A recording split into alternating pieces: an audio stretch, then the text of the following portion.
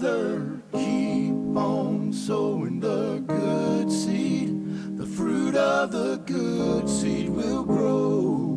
Where good seed is found, sister, keep on sowing the good seed. For some of the good seed will fall on good ground. The incorruptible seed is the infallible word. It bears fruit when it's planted in fertile earth. When you're sowing the seed, some will fall by the way. The birds from the sky will come and take it away. These people listen, but they're not receiving. They show up just to be seen, but don't be discouraged. Brother, keep on sowing the good seed. The fruit of the good seed will grow. Where good seed is found, sister, keep on sowing the good seed. For some of the good seed will fall on good ground. In a field full of stone, no fruit can be grown. When the word goes in one ear and out the other, it's gone. Many people are torn, they're being choked by the thorns. Life is squeezing their faith, keeping them weary and worn. They get the good seed, but choose not to believe.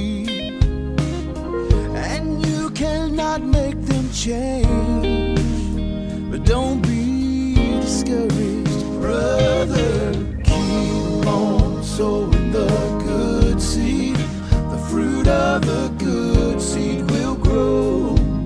Where good seed is found, sister, keep on sowing the good seed.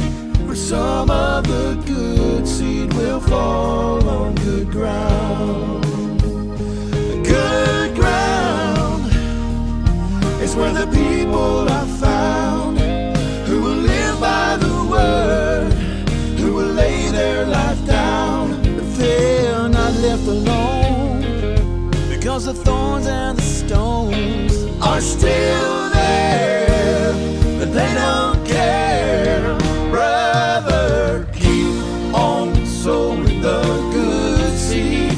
The fruit of the good seed will grow. Where the good seed is found, sister, keep on sowing the good seed. For some of the good seed will fall on good ground. Brother, keep on sowing the good seed. The fruit of the good seed will grow. Where the good seed is found, sister, keep on sowing the good seed. For some of the good seed will fall on good ground. For some of the good seed will fall on good ground.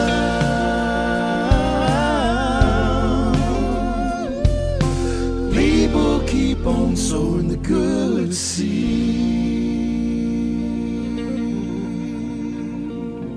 Hallelujah, hallelujah.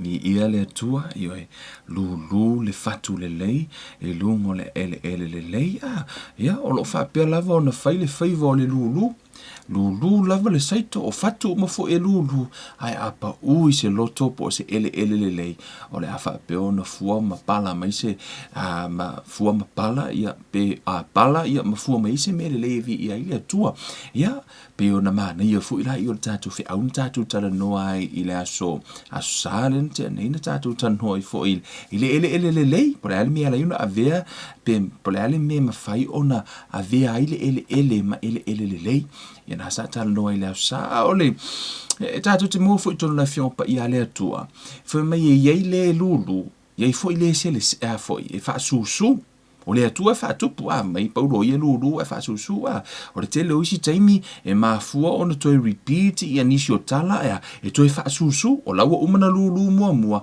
ia e toi whaasusu watu fo ile leina i ola wafu o le whamanatu e tupu ele whaatuatua faith comes by hearing ele toi whaalongo fo ila iu koe ele koe ola fo ile upu ai a pete whaalongo e whaasusu ia le upu lena iai mua se i ho o lava ina foi ina whaapeona ona palama fua mai ese me vi ingo le tua. Amen, hallelujah. Whaatalofa te ate o tau le swafa manmano Yesu Keriso. Le inga pele ia Keriso nei fo i tu la whaatalofa tu ate o toto so ino tatou polo kalame. Mole si la fia le tatou atunu.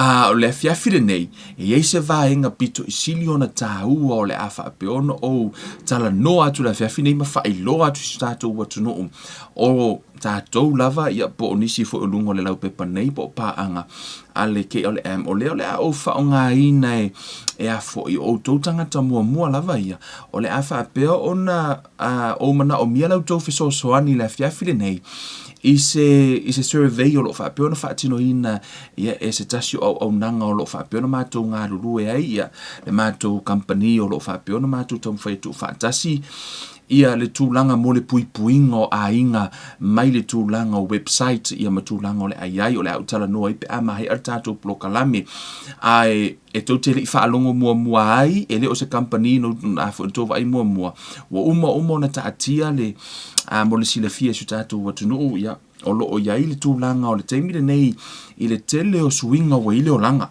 right i le sawa o le whaatenu kolosi o le tūlanga o lo iai o onga le whanau ia ma lato tele o le teimi o lo whaalu e le whanau i lungo o lato telefoni whaatase i fo i ma computers ia ma tūlanga umai to tonu o le wifi nei whaongai tono no whali ai le o iai se mea ona tau fia po o wha mamaina po o se filter po o se mea fo ile na te poloka ina mo meo site leanga ia mo meo o a foi pornography whaatasi e maletele o ko i ngā dates site o mo meo tūlanga tau whiusua i ngā matūlanga fo i e lau o iei le taimile nei ele o iai la se mea o mawhaina tau fia ia la wifi po o mea nei a le fiafile nei o le ala whapeo no o se i umare tātou o onga le fiafile nei ono o tala noa toa ila i le vaenga tau le ono o te mana o mia ni tangata mai to tonu o le vaenga le nei au ki lani mo i la tō fu o lo whapeo na mafuta mai mo i nei lava i manukau district county manukau o loo iai ia le tūlanga o tātou test le whai o loo o mana o mienta ngata sto a 5 mai tu tonu lono wina le selfie o au le ngi manu foi papakura ia lono wingo nai manukau se vaenga o tara o mangele fa solo tu nai hawek o loo iai le o le area le na whai o le ten alala i le area le na ai e te mana o e hafo ino le mea e te fe so ani mai a te o lo usa ilia ni tangata sto 5 o le a o tana noa tele le product lea i se teimi pe amahe a tātou plokalami le lau tango e wha atata tu wai te le ia se teimi wha tano ai ai morsi la fia o le vaenga le lau tana noa ai pe amahe a le i le tātou wa onga a le lau amataina tu le teimi le nei o tō vai mai le o le modem le mea lea o le me fa apele a vatu ele a foi ele company le fa apeona o le la for to internet supplier po la to ia le la tu te vatu le wifi lo fali i to tonu o le wifi le o i o sau ya information la langi lava o mea le lei ma mea leanga o le foi te mata ma le Facebook e fa nga ai data pe fa nga ina i foi le o nanga ale wifi o la e o mai tonu I to tonu foi i o lo o mai foi mo meo site leanga foi e pe o pornography o tūlanga o se mo tango fa i lo o matu vaenga leanga ia leo mai tonu i e le o pui ai la tātou whanau mo tātou ainga Amen. O le me pito sina whingata, o no le kakela unga kua, e le kei me oso i foi lunga mo me o saiti leanga, fo ia ongi kenge tele noa, ia po ia ma kenge foi whaani mira to fata, pese whaali ngā pākua lai whai me foi lelea, o la whaala lave lau savalinga, because o mea umalena, o naua a fia i lau savalinga, and actually e a whaina i lau sou. Ona la o le taimi le nei, ona o le, ele o yeise me o pui so, o le ua uma ona whaatinoina e mātou nei ma le team, ia le tūlanga o le a whaapeo ona fesoasoani mo oi. Ma o lo o mono mo o mia o i leo whasalau mua lava leo o le product lea. To a limas furuni tangata o lo o mana o mia tutonu le vaenga nei manukau. La tau te fesoasoani mea te au pe a whai. O leo ua uma ona mātou fausia le website e set up ai le modem. Set up i o ala modem i nai lo fale. E tau fia uma tu so ina o le atu o le wha mamalea. O le wha mamalea o le atu tono lo fale. O a umani sai te leanga o lo iai. E o mai tonu i. Tu so lewa uma o le a seki lau. O lono winga. O se telefoni, computer, o mea umai wha o ngai to tono lau wifi. E le mawhai ona to e sao tu wai ia te i mo meo sai te leanga ia tu sa la e le to e popo lei o i le matua po o a mea la ngofo lau whanga kukongo poku po ala ko mea la o iai wai fu e fiu ko e o i lunga ka mawhai e o i lunga o site na ia pe la tu tira o ta mawhai fu e o ona o pe o YouTube i mawaenga na o le tele i o vaenga o la e mawhai ona i mo meo pop up fo i e la e whai au ianga ruenga e pop up mai se i se vaenga fo i lunga o lea la ua uma ona whaatino ina re tātou au nanga le nā. Ai o te mana o mia nisi to tono manukau e fia whai se, o le fia whai le survey. Lona winga. Whai e te mana o mia o le lau tanoi pēr umar tātou pulokalami. Ua uwha a tāta ina tunga la vaenga le ina ia e nofo sauni. E mahea o taufu e tangata mua lava. O le awhape, o laua iei tangata e to se furu wa umona o lātou whaonga ina sa whape o na lātou whaonga ina o le product wa uma lava o ngā seki uma mea ia mo le whaamama ina po o le tau fia lea o vaenga leanga ina ia maualo, ia ololo a inga si o langa me se ale pui o lau whanau mai mo meo vaenga fo i wa whaonga e whai ala tō wa onga ma mea onga i lunga o le internet. E ile keimi fo i lele e kasi ase upo e kākunga e pop up mai lunga site leanga uma. So ole tusala na ole vaenga na le tam whai le o nanga. E ma fuona o mana o mia tangata to o lima se fulu i o te mana o mia. Ole mahe e mana o mia au tō feedback. Ole mia na ono o mana o mia. Se i o tō ma whai ono o tō feso o tai mai. Pe whaingo fiono tau subscribe. I le set up ingo modem mia tonu ono lawa uma ona whai atoa lava le system. Ia e whaingo fia inisi. E whainga tā inisi. O le mea lana e leina mana o mia ia le limas furu lea. Ia e uma loa ona maua marita to tangata to limas furu mua nei mai to tonu i nei le south. Ono sa i umata to i o le west ia manisi vaenga se i umata to survey. Ona tatala lola i tua ia alua kwa ngi New Zealand atoa la via to ma Australia America ia o le sila asanga le na e o tu iai pe sa ini mua marta to limas furulea se i ele fa pe test ele o le testing or system no o le tau mawhai ina ia mawhai ona mātou i loa pe whai le mātou survey pe whai ngō fia ia te o tau ona subscribe e whai e o tau le ngā ruenga ia waina le to ala haiti mātou no winga manga o e whai e kake e kau aku lau whai ngā ruenga e aku e set up fo i lele o le tau mawhai e a fo e set tai o ia la wia modem so o tu langa lana whai e te interest ia so tai mai lunga o la o message nei o no watu fo ila i o password o le au tala no ai le vaenga na pe mai man this is a blessing for me o se whaamanu yanga le ia te le mea nei mea o umana whai it's a blessing asia o le a pui ai o el tama o el tina e te le toi popoli po o a site la o lunga lau whanau tonu o le wifi lea o ele tonu whali o leua fufulu umamia umana kusa lai o laua iai site na o laua uma ona laua poloka uma ele modem ona o le la set up le la for tu langa la le la tam fai tuai e to e fa matala ma fa manino pe uma tato o ngone fiafi o fa matali atu nei vaenga ono se fa manu yanga nei mea wale pui ngo tato o la fa le nganga wa o le si me le ina le fu tato o langa ma le fu le upu o ngole kelo me ia wa afio tato ma fu fau ma afio tato roto right Amen. Tata no toa la le upo le tua. Ya ai ese fo le mea la fight ona la. O le tele o taimi o la ke lua kurunga ai papa fununga le a. La kau maka mai Kevin Life Ministry. Ya ai oso fununga le ka oi foi. Le ka o eva le la ko e var kun mangu fo le ma yo me la na o le wa uma ona sau near tato product le na a war pui pui nga o fia fa tato survey no winga a fai o tono au kilani nei a county mantau ia malvahenga nei manukau ma o tara mangele se vaenga o ko ping singi pad wa ko so soangi set up pinga pe e mana o mi so soani a fake interest ile tato limas fulu mo le o lo tau sa ilia yona if so ta imila ia ile ngar KLM ono tango le avatu information ma matu fo ile password e fai ona e alu i tonu e te subscribe ia ma pe uma si uma tato blokala me tato upole tua Yo no ta noi la ya amen vai nga ta wana vi le to uma fo sina lo fu sa uni na proketi ya nga mo ta to ma ta to sa valinga fa le nga mo ta to tino kristo amen hallelujah hallelujah amen have some smile amen vi le tua hallelujah amen ole I'm so excited tonight fia love ne fia ona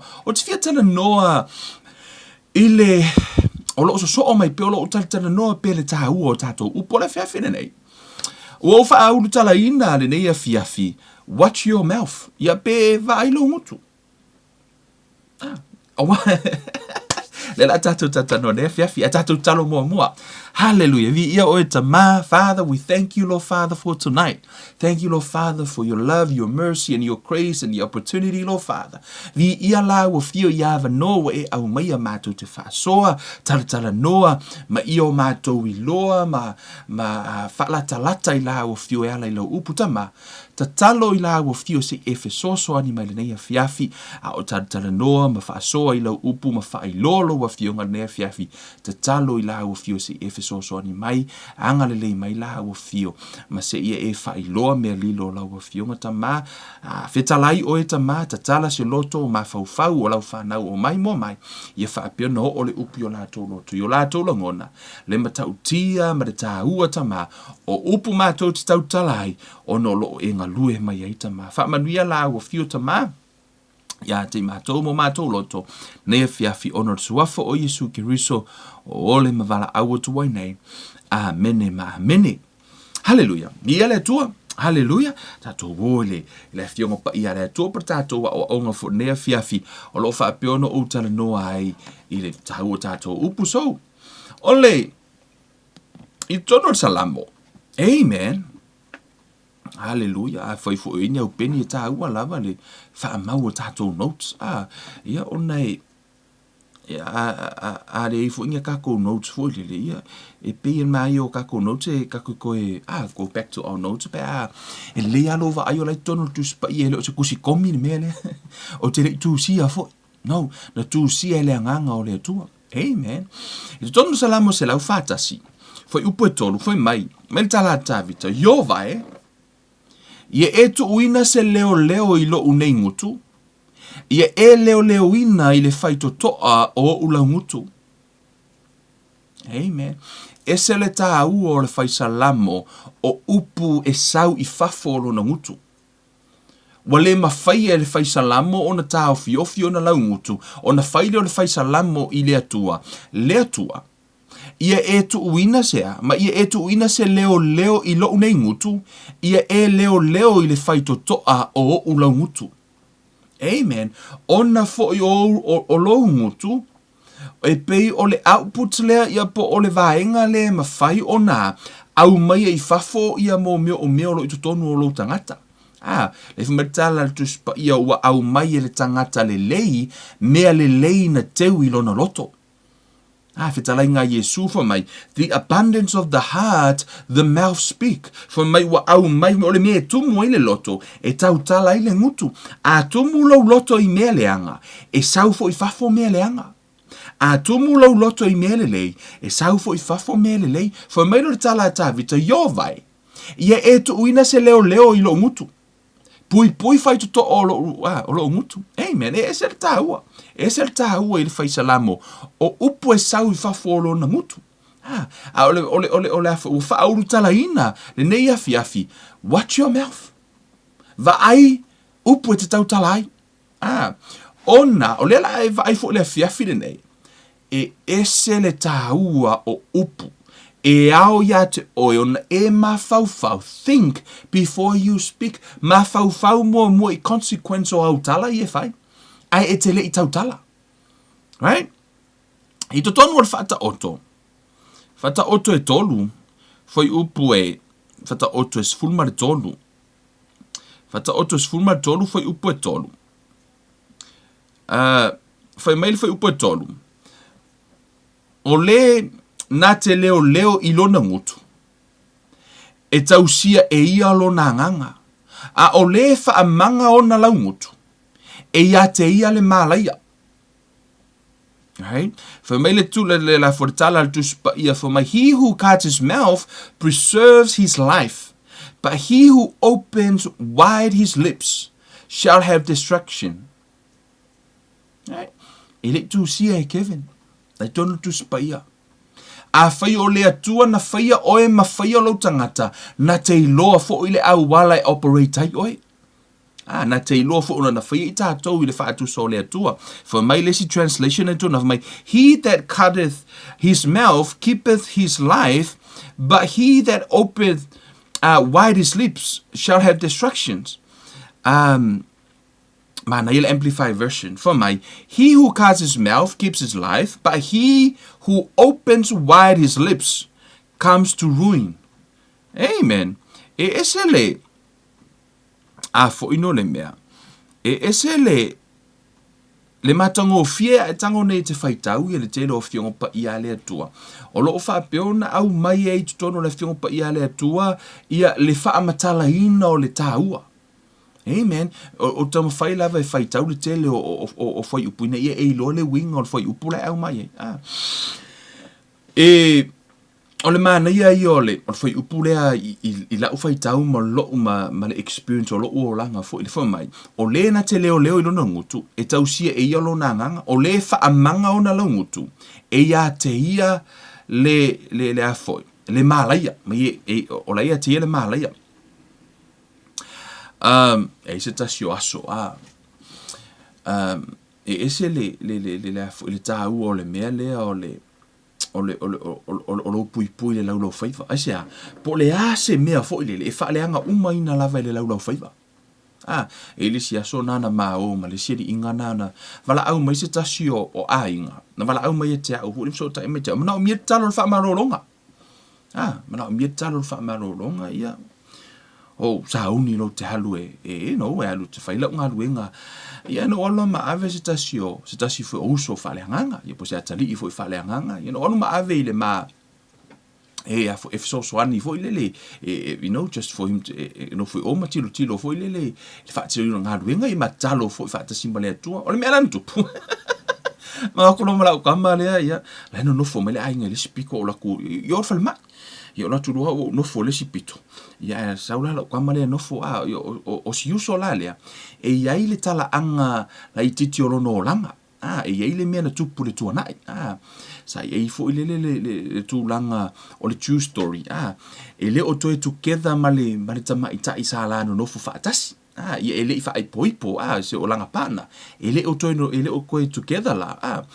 O leo wa separate le teime nei. O le mea lana tupu, tu so le story nai, o le mea o le tua nai, whatever. Ala sa lo lotu whaatasi, ia sa whaonga fo I le tua, o le alava le tulanga nei. O le mea lana tupu, runga lau tala. O le tamu whai au mai le mea le, o le alava se mea wale lei, e whaaleanga ina umalava se upo, sisi ia. O le mea lana tupu, o le awa ngofo ngei, ia, nofo le a inga vo I le ia, la iaila mana yuso vo I le fo isi uso le mai le ia mai ia o aula le ngei o la unga fo ile avatu le upu le tua o tala noa ile fo ile fa tua o tala noa ile fa malo longa o tala noa fa malosi ma tu fo le matala tu spa ia faith comes by hearing o le lawa ma ngai ya la fa malosi le upu le tua fo ile vo ko al fe ka ngisi o le ainga fo ile le manga I o le upu le tua fo le malosi le fa malosi le ma ia wa umma nei fo ile wala kamalenga mau la oki le fia a fungoni mea o la fia tala noa o fia share mai fo yanga ye revelation o la o te lora menku o so mai lo mala ka manga fa makala mai langa story o le mea lana tupu o lana mana ia fo ile o la faith tangata fo ile ai o so mai la ka manga fa makala mai ia o aso la o ia ma o mala ex ia so la kusanga o fai nga o ka wela ka male o langa ex o va ai tunga le ainga o kaliele ainga o koe tu so le va ai tangata la no fo mai o kusama kuai mea ula o male mea na fa le la fo e peo se wa tau fa tau va aina o male le fa tua ma mea o mai o kala ngoa kuai o fa le o nga ina o mala va ka mai foi upo la ka male nga mao tu so lana o so na ile mama o lona loto malona ma fau o lana o so tone tama fai fa matala le mena tupu fa ma ia o asola ia ma o mala exi asola me le ma se sola ainga lai o ma o iloa ma ua pe mala malama pe iloa foi la tu te le iloa le mena tupu pe la tu te iloa le story ia le o so ku ia so so le foi e fa matala tu le mena tupu ilona la ma fau o kunga o kari ye mele ainga fu le e pe o la unga lenga ula unga on fire kunga pa ko ka pe o kari ye la ainga o kari ye la ainga ki kilo ma eska mai fai upala ka marenga fai and he actually ruined the whole thing tu so fa ale nga ina uma lava le melenga ka fai la matanga o ngor ko mai fai upule na ai sea ona ile o mala mala mena ela ina foi merita la tu spa ia ele o leo le lau faiva la foi merita la tu spa ia foi upule foi mai o le na te leo ilo na ngutu e tausia e ia lo na nganga a o le fa amanga ona la ngutu e ia te ia le mala ia ile fa peritania foi mai a foi no le mea for whoever cuts his mouth preserve his life he who opens wide his lips comes to ruin e pe o le lava se mea e faaleanga ina uma lava e faaleanga ina uma e upu right e faaleanga ina uma o le tāua i o upu o le tele i o you might pray some really powerful prayer ai uma i fonga e koe antu uma e upu sa e ka kalo ngai le atua lo mātou tamā whaamanuia tamā le mātou whaife au whaamanuia i nona to lua lana whanau whaamanuia i ai tamā vi ia lau fio whaamalolo ona suafo o Yesu amene nganga umanga e ka kalo i le atua ua e avele mori mau i le atua e koe whaliua ala ufa mai so le o le whaife au ke whai aku au longo ko a rua foi o ke whai aku ia vai e o la ua whaife au o ke whai aku se vai le sava vari me la unga wa koe antu umala au te talo.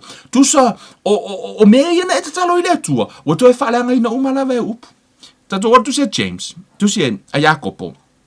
E tonu watu se Jacopo mua. Na foi mai tala foi upu e luas fuluono. Right? So, e whai e o kako mau le pure tatum ta upu o te lefu. Tatum ta upu le fia fiu tapena ina. So, tonu tu se Jacopo. Right? I tonu tu se Jacopo rona mata upu e mua foi upe lua ono. Tatu whametala tu spa ia. Ai se tasi o ia te outou e manatu ifo o ia o le tangata mio atua. Ai le tā ofi ilana upu.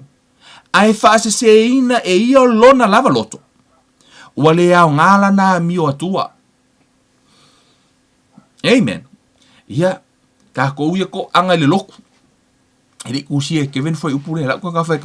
If anyone among you thinks he is religious and does not bridle his tongue, but deceives his own heart, this one religion is useless. Awhai o lo wola, awhai o natam whai e te ola o oio tangata miotua. Ai a ele tā ofi i au upu. Mwero tāl tuspa ia. Ea ele au ngala wa mio tua. Kwa mai mau warko angalok.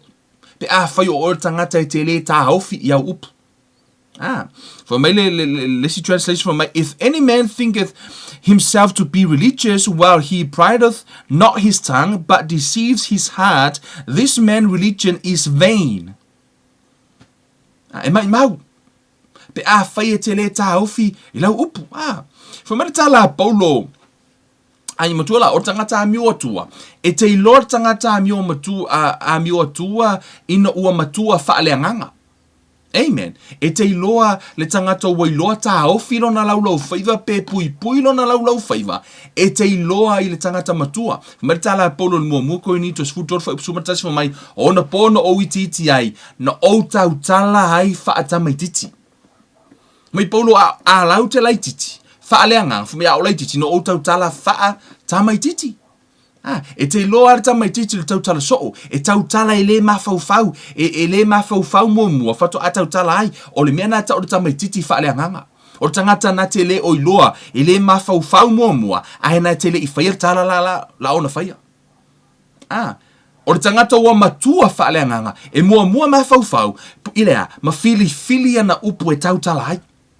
E tāua la i le peo le fiafi nei, o tau mawhai e wha tāua le vaenga lea, e fili au upu. Pe te mawhau mo i au upu, e sea, ono o lea tua, o Yesu o lea tua e ngā lue mai lea tua i au upu. Amen. E ngā lue mai fo ti apolo i au upu. Lela ua le vai, onai, e tau mawhai al ti apolo o omi oi. Se i e au mai se upu leanga i lo ngutu o wafu o iena te whaatau nuuina. Isaia lo na mata upu e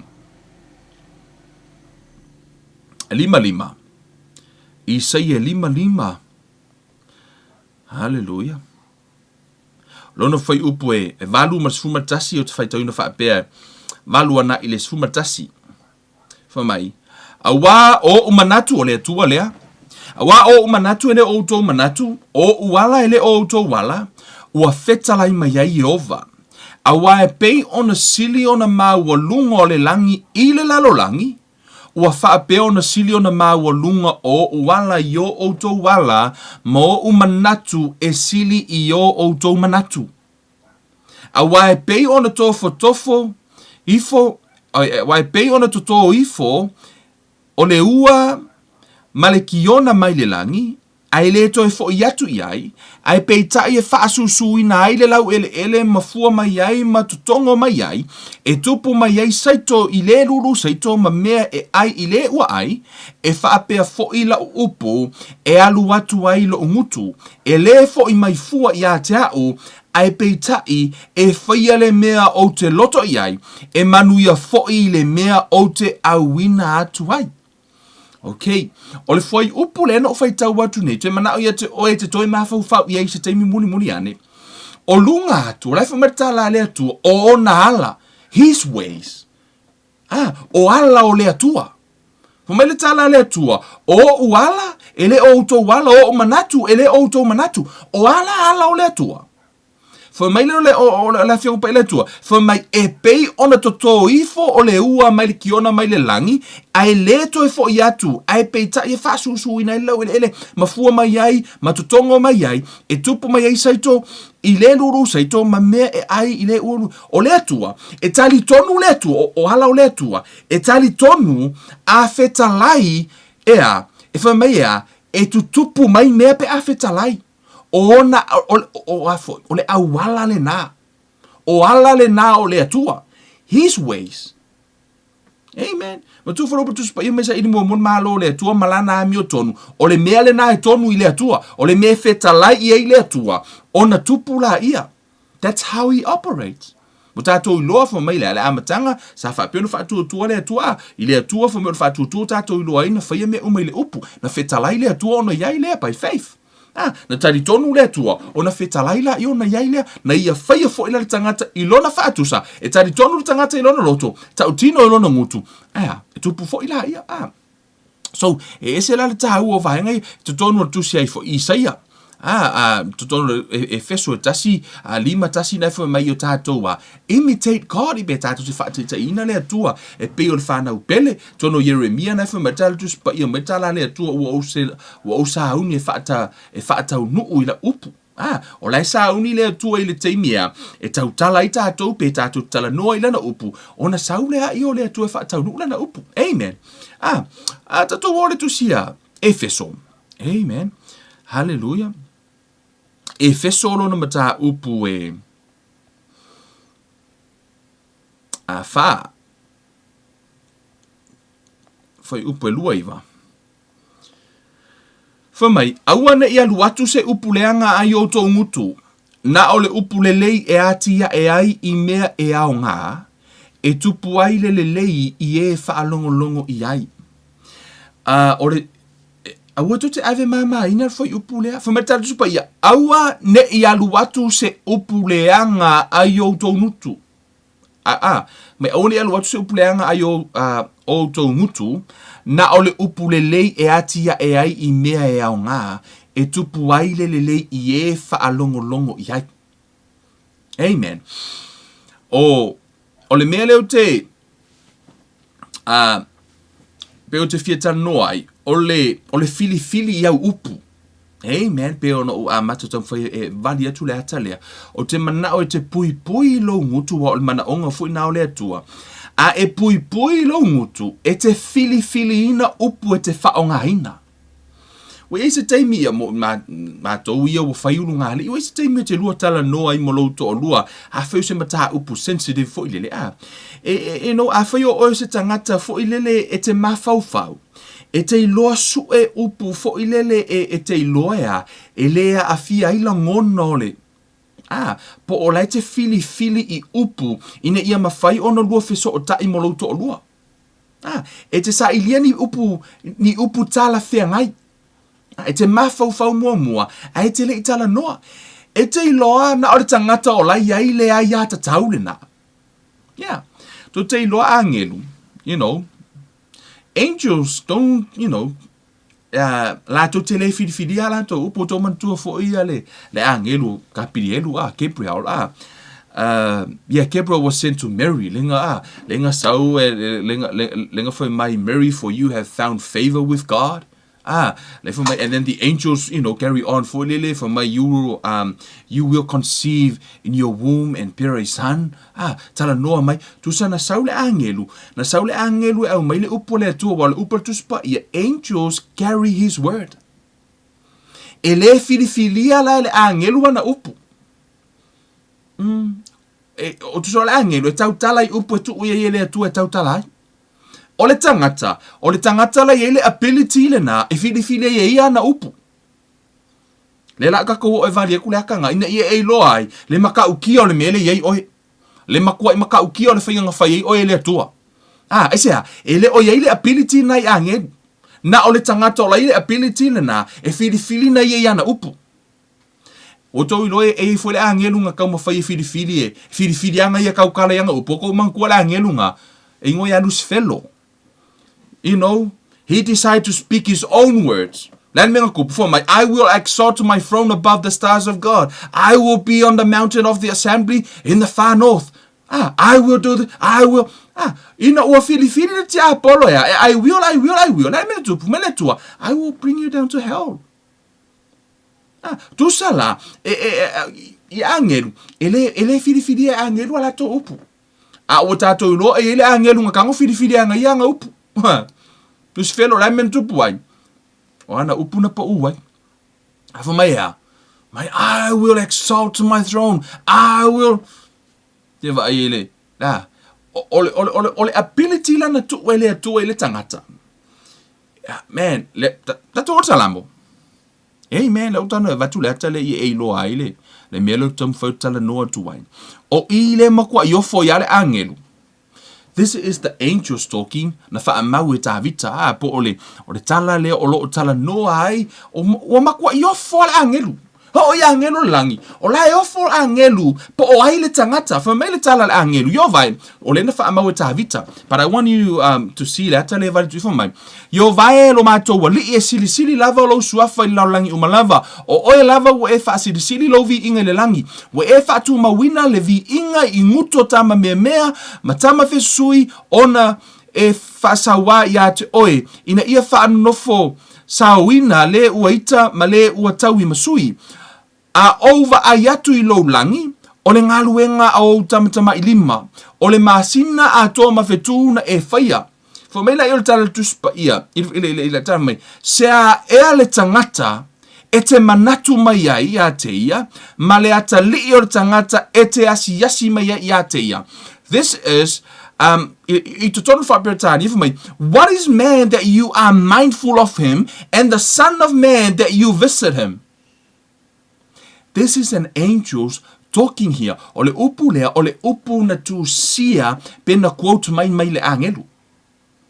For me na, yo le tala le, for mai, o ai ea le tangata ua e manatu ai. O le mea ofo le angelu.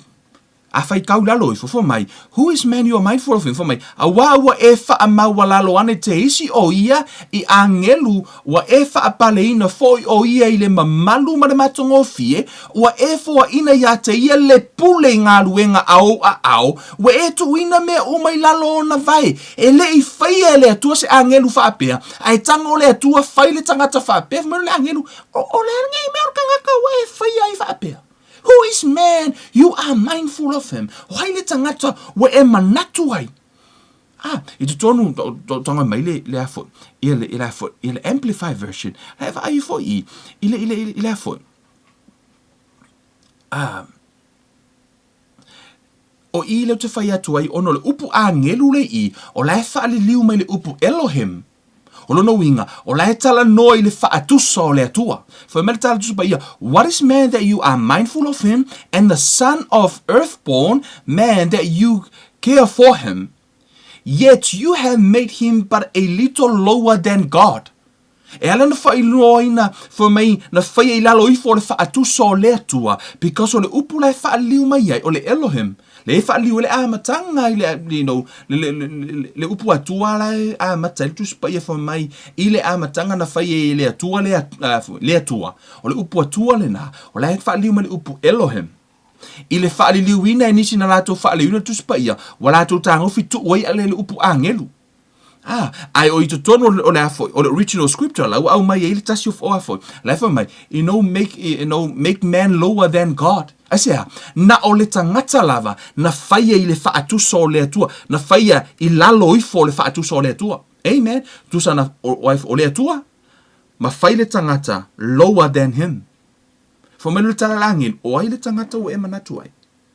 We e whaia o ye lalo ifo o lo whaatusa o le atua, for me and you have crowned him with glory and honor.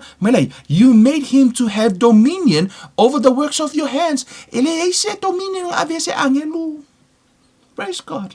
Amen. You have put all things under his feet. O le mea na alano ta ua tu I. Ono le whainga na whaia I oe le atua. O le maua lunga I ono o oe. O le tumutumunga o le fuafuanga. Amen. E o ai angeru. O la e ofo. O ai ere kangaka. Who is man you are mindful of him? Whai e whapena tangata. Wa e tu ua I ma le pule. E pule I lau fuafuanga. O lea lai ta utonu spaia. O le tangata la, e yei le ability lea, e na te filifilia ia na upu. E le mo se angelu. Amen. But we have the ability le na. O le mea la nai ala I fo ina tala noa mele tu spaia. O le whainganga whai o e le atua. Man, o le makua maka ukia. E loko ai le mea ke whai. E le mese se kao fia oi. Right? Lei masa se kau fia o le me ke pule o lau me fai. O le loto fai talia po le free will na vatu ele tu ia te oi. O le makua maka ukia e ke pule a oi pe ke alu runga pe ke alu lolo. Pule a oi upo e fai. E pule foi oi pe ke alu se ori pe ke alu le langi. The choice is yours. E pule ia ngaka. O le maka ukia ngā whainga fai o le atua. E le o iai larko i ngā pule ngai li manu. E le o iai le pule nai angelu. E se mea. Na o le tangata la i le pule na.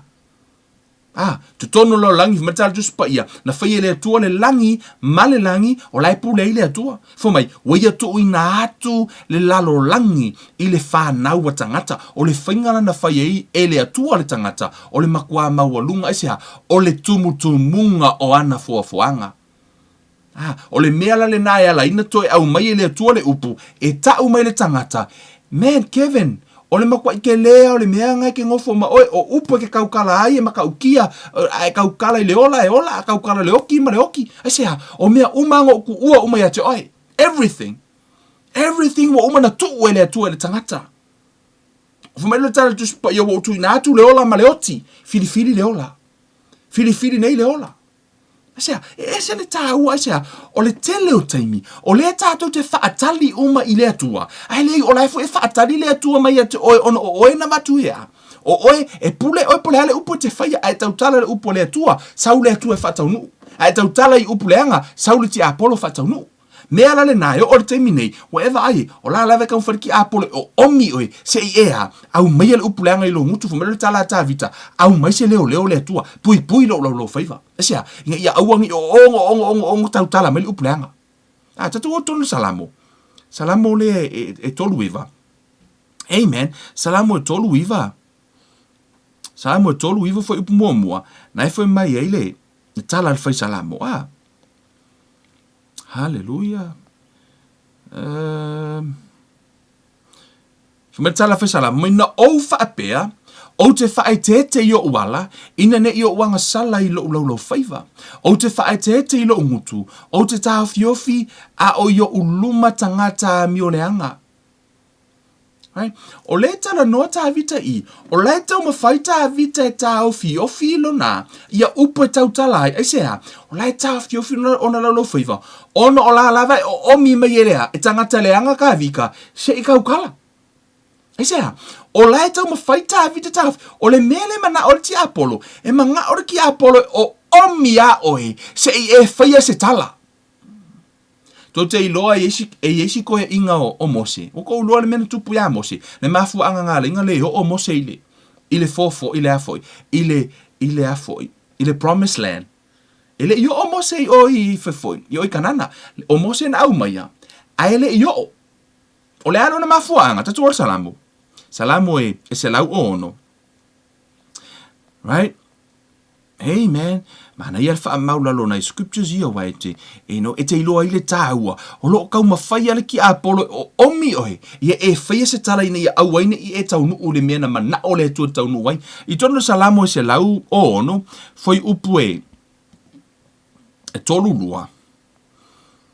Foi mai le tala tuspa I foi mai. Ua whaatupu foi e I la tau lona to asa I le vai o me ripa. Na leanga I foi Mose ona o I la tau. O I na whaatupu e tangata ia le ito Mose. O I na whaatupu le to asa o le atua. Foi mai o I foi. Na leanga I foi Mose. Ai se ale mea nala ina leanga Mose tatu whetau mai. Awana la tau wha ono I lona loto. Ile uaso ona tautala ona lau ngutu. Ona o le wha ono tangata ia Mose. Na la ina whai e Mose le tala. Na mafua ina le ho o I thea foi. Na mafua ina le ho o Mose I oi kanana. Ia, tusa na o omi ale ti Apollo o omi sko ingo Mose. Na hi oi lava na tautala Mose. Fo mele tala tuspa ia. Na leanga I Mose. Ma le oi Mose I lea. Ile lau whanua le na mdu aru. Isea, ona o tala tangata ia na. Na tam, wale mawhai e Mose nga o fia le mele o omi. Whape na fo ina nā turo ti Apollo. Kau mawhai ki Apollo o omi oe. Se I ela fōle whetu. Se I efe ku ua lau whangau. E o omi a oe se I efe ku ua. Kangaka ie... Krosu me te oe o lau to olua, ke whetu ua lau to olua, ke wheku ua lau whanau sea, e o omia oe ki Apollo se I au maia uma upunga, se I tangonga I whaatau nu. Esea, ona o le te le o le pule na watu e le atua ia te oe. Tato wo tono tusia numera na te moe wanau e ki kiro mangi, Kevin, o whea ngā e moa story na, tono tusia numera, tato e whai tau le mea nā reina le o Mose, numera e lua se fulu. Amen. Let's pick up from verse 3. For mine. O I lena mafu ina leo o Mose for mine. Ona fi nau mai leo le nuu ya Mose malato fai mai ua whaapea mai. Ele lei pe ana mato woti ina ua oti o mato uso I lumo Yehova. Sea ele mea ua o lua au mai ai I le whaapopotonga Yehova I le nei vao. Ina ia oti o I mato a to fo I mato manu. Sea fo I le mea no lua ave ina a e ai I mato nai ai kupito. E whaao o ia te I mātou I le nei mea leanga. E le se mea o iai ni fua po o mati, po o vine, po o rimoni, e le ai foi ni vai e inuai. Ono o ai lea o Mose ma Arona ai lumo le whaapopotonga ile whai toto o le whale wheta whai o le whaapopotonga, ona la whaapa u whao ai lea, ona whaahali mai ai lea o le pupula o Yehova ia te ila ua whaalongo le tala lea. Ona wheta lai mai lea o Yehova ia Mose ua whaapea mai, o le ale tala lea tuana wha ia Mose fo mai, ia e ave le to o ma ia e au whai mai le whaapotopotonga, o oe ma Arona lo uso ma ia o lua tautala atu i le papa, i o la tau luma, ona fo ina mai ai lea e ia o lona vai, e te whaatafe fo i le vai i a te i la tau, ai le papa, e te wha inua fo i le whaapopotonga, a toa maa la tau manu, na whai i le atua ia Mose, o le mele te alo whai, o ma Arona, ave lo toto, aluea, feta lai i le papa, na whai i le tua, alue whai o le papa, e mana tua autou, o le whaiti o ngā tangata ia, ngā renga ki ngā le loko Mose, o Mose maa longa pa ufa o ilu mo le atua, le ngā renga sau le atua. A tātou whai tau reina, na whamila ia, ona ave i le Mose o le to ai lumo Jehova, e pe ona polo ai mai ai, o ia ia te ia, si whaalongo mea a Mose na whaifamai. Ona o whai le Mose ma Arona o le whaapopotonga i lumo le papa, ona whai atu lea o ia ia te ila tau. I nā whaalongolongo mai ia yo outou, he ua fau vale. Ma te whaatawheina mai ea le vai ai le nei papa mo outou. E ese ala kala lea tuanga whai ai, o leua sau Mose whai kangaka ia, na whai ai lea tua iai. O la utala le te alu e whai tangata. Alu e wheta lai le papa. Ai sau Mose i, wha mai le tala Mose i, wha mai, o le alu, i le manatu ai o kako, o lai sa o Mose, i le manatu whatangata, sau a Mose, kui ka ngaka mai, oi, o le alu mangako au kouari, o le mangako au kou o ma ua ma alonga whakawhea mai le vai kongo, tu so wa sau Mose o te nia tangata, personal opinions, i lo wala ngona whatangata, lai sa au fo i le mawhauwhaunga ia o tangata, ya Mose aia, this is my, o le sa au, o sa o le mata upu lea, o makua i au sa o le maka upu lea, e o le mangakua au kou o au e maalonga au mea le mea inge.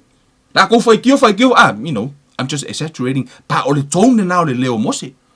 Whamela tala tuspa ia, ona si i le Mose o lona lima, ma tā whaalua atu i le papa, i lona to'o, ona tawhe tele mai ai leo le vai, ona wheinu ai leo le whaapopotonga, ma o la tau manu whamela ia, ona whetalai mai ai leo Jehova ia Mose ma Arona, no oulua le whaatua i a te au. Ia whaapa ia ina ai au i lumo le whanaunga Israelu, o le mea lava lea, lua te le whaao o tia aile nei whaapotopotonga i le nuu o ofo ina atu ia te ilatou.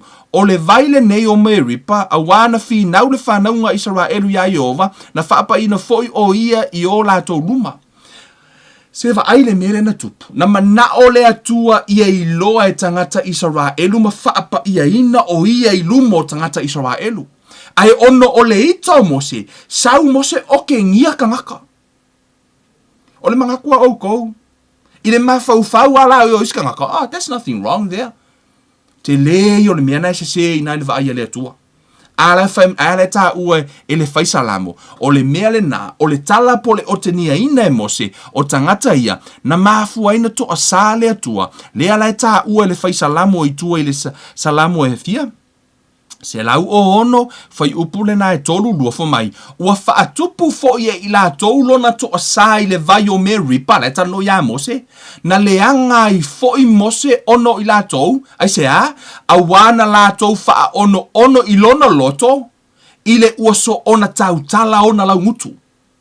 O le wha ono tangata ia, na mafua ai ona tautala le ngutu o Mose, ma o ke ngia kangaka ia, le na to a sā i le atua, ma le o iloa Mose i lea, i lau whanua. Do you see now, le tā ua upu, a la lawe tau ma whaile ti Apollo, e o omi a oe, se i e la foa le upu. Amen. Na tau ma whai o omi tā vita, ai sea, tau ma whai lava se i tango tā vita e la fo le upu, sau o omi Mose, lea fo ina leo oi Mose. Asea, ono le upu ala na whai mai o lea. Sa wha lea ngaina Mose ono lea. Ono ufa ono tangata mau i o lava na tau tala Mose. Na maafua i lo lana leo o Mose. Ono lea, o le upu na tau tala ai. E ese la le tāua, o tau mana tua fo le tala ia yopu. Amen. E tau mawhai ala ti Apollo wa e te whai tau rina, e pei o le atua ma ti Apollo masko ingo yopu. A e whai tau uma i le tusi ato yopu, i tofo tofonga. It's all about, o lai tau mawhai le ki Apollo, e o omi yopu, se i whe tu ua yopu le atua. Lena sa wale to o lua yopu, le wha mai ei, thing yopu e lua wha upo iwa na wha mai ei, o na whai mai ei leo o lana awa ia te ia, ua e ta hauwhi mau pēr ea i lau wāmio tonu. I nā whai ia e oe, i nā whai ia oe i le atua, ma e oti ai. Curse God and die. Whai ia, la lava tau ma whai la foi, i le te Apollo, o omi a yopu se ia, se i whai i le atua. Ole mea le nā lo tau mawhai. O lo o tau mawhai lava ti Apollo. E o omi tātou se i lafo upo sea. Ono le whaingana whai e i tātou e le atua. O le tāua yo upo tātou tau talai. O tau no fo le whaasosonga mua lava. Lena sa o ti Apollo ya Yesu fo mai. A whai o oe o le atali o le atua. Fetalai atu i maa. E liu a reto. Saula ti Apollo, tau mawhai o omi Yesu, se I whai se tala, to speak the unauthorized words. Pena te whai se tala, e le I whina ngalo ai le atua, pena te avea se whaatonunga, e le I whaatangaina maina I le atua. Pe o le mele na tupu ya mose. Toro le mele tupu ya mose, e ese le mele whai I le atua iai. O le fuera na saule ti Apollo, o omi Yesu fa ososonga mua mai, fetalai e yufia, fetalai atu I maa. Tau mawhai lava, se I alafo Yesu se tala. Se tala e le tu sahai ma le fina ngalo o le atua, e ese ma le mea na tūri me I le atua e sau, e le atua non tama. It's all about o tau mwhara ti Apollo, o omi I tato, se I tupunga mai tala, se I sau I fafo ia upu I tātou mutu. Mele nai ala ino wha auru tala ina le tātou whi auru nea fiafi. Watch your mouth. Pui o tātou mutu. Asea, e o omi a tātou wale ti Apollo se I punga mai fafo. Fumelo tala tā vita, au mai se leo. Lea tua, se leo, pui lo favor. Ina nei o ang sala, mea fo ina tau whai opu, tau fiofi, watu umatangata, tau ma whai lava le ti Apollo, o omi se I whai I le atua, wa lenga sa o omi mose, lai men tupu ya mose, ele yo, na maafua sea, na ima nino le tala salamo, asea, na leanga mose ono o upu alo na ngutu. Lena leanga I mose, na ima nino na taa ua salamo. Leo fo utatu iloi, o le whaso songa mua fo sa ufo omi Yesu, asea, se I fetalai Yesu I maa. Se I lafo Yesu se upu, e le tu sahai ma le fina ngalo lon tama. Now we know, e tau mawhai lava ti Apollo o omi I tato. Amen. Atu e whai o tu tato proklame ne fia file mua peteru. Amen. First Peter. O le mua peteru o lona mataha upu e 5, foi upu se fulu. Let's pick up from verse 8 for mai. Ia outou whaauta, ia outou mātala. Ono o le ua whai outou mō na whiri leta no ti Apollo, o ti Apollo lea, o lo o whea luai o ia e pei o se leo na tangi, ua sa ili se tasi e aina e ia, o lae whea luai le ki Apollo, e su e se isi e mawhaina ia o mia ma whaaleanga ina. Lai, ona fo e whaaleanga ina o e upu au mutu. O oe na ele ki. O oe, yes. O la lai foi mai, e sa su e se isi ea, sa ili se tasi na te aina, pe na te whaaleanga ina. O lona winga, e iai tangata ele mawhaia ti Apollo na whaaleanga ina. A lai foi mai tatu supa ia, seek whom he may devour. Langa fo ele o tangata umai mawhaia ti Apollo o na whaaleanga ina. O tangata la o lai pui o lato ngutu, fo mai tatu supa ia, o le wa pui lo na ngutu, wa pui wa lavia ia lo na nganga. Ele mawhaila ti Apollo ona whaaleanga ina lo wanganga, po lo wanganga, pe a whaia te pui lo whaiva.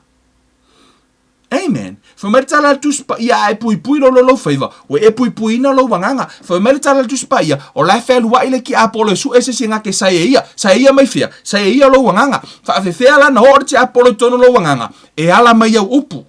From your words. La su el ti Apollo le tangata e tautala kanga le omia pa mai fafolea. Le auleanga.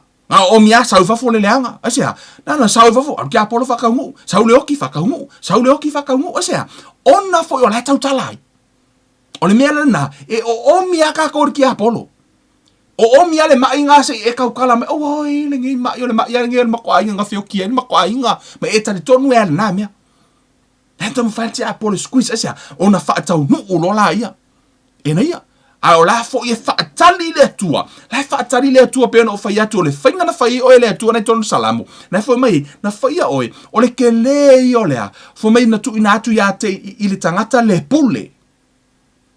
E pule ia oe. O le ability le tangata. O le ola ma le oti. O le pule o la favor tangata. O le te le, I wish you guys understand, le te le, o le pule a oe ia te oe. A e fili lava te alu se ori, e te alu se ori, le ima se kao fio oe. Excuse me. Le ima se kao fio oe. Hai fili e te alu le langi. Tani e Yesu a vea mari mfaola, e ke alu. Asea, o le fili nga oe, it's your own choice.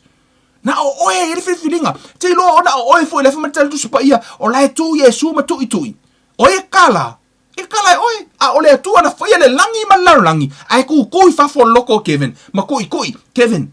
A e fia ngalo i e kalanga kalala i. Asea, na whaia le atua le tangata. Tuu i le atua le pule. E o i le atua i le tangata. O le tangata na te tau fia le atua. You know, we all understand for me o le atua unlimited le atua. But if you read the Psalm 78, na tano al tal just pa ia for my day limits the Almighty. Fo mina lato fa ono ma lato tau fia le atua. O le atua na te mawhaia mea uma. Ai le i mawhaia le atua o na ngalua i tangata Israelu sea. Na ta ofi i tangata Israelu. Only man can limit God. Na o oea e mawhaia ona e wha atapula aina le atua. Asea, ona o oe na watu e le atua le pule. Pule oe te fili ei o ia mai lo loto faitalia. Amen. Ia e malama i le concept na le mafua anga ala ino fea tu ta ua. Lala sa ili mai le ti Apollo e sau ea. E foi. E sau e sa ilia se na te whalangi. Fa mai upei, fa mai. Ia o tau te e atu ia te ia. Resist. Fa fea no tau te e le ti Apollo. E le i kou Yesu ina ua tofo atu. Fa mai tala Yesu. Fai se pao a wangaro Yesu fa Spider-Man pe ke e fo ngare fa pia. No. Lar ke enga ke e Yesu ki Apollo. Fai mai ua tu sia. He resists the devil by the word. Ole upo ale atua na fa nga Yesu e te e ai le ti Apollo. Right? Na fa nga le upo. A e mana ola e te manu malo i le ti Apollo. The word of God. Te e le upu. Amen. Hallelujah. O le mea pito i sili ono mana o e whaatahua i lau whaafonga neia fiafi. Ia e iloa. O nai sau le ti Apollo o omi oe.